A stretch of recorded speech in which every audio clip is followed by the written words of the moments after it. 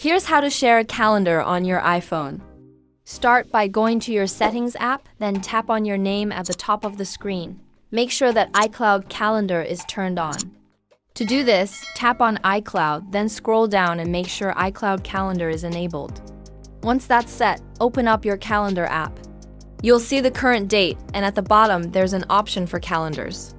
Tap on that, and we're going to create a new calendar for this example. Tap Add Calendar at the bottom left. Then name your calendar, like To-Do List, and make sure it's set to iCloud under the Account section. Hit Done to save. Now that we've created the calendar, you'll see it under iCloud. Tap on the info icon next to your new calendar, then tap Add Person.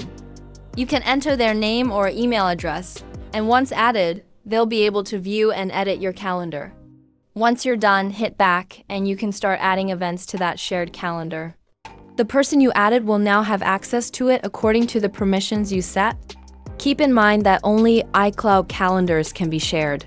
I hope that helps. If you found this useful, don't forget to hit subscribe for more tips.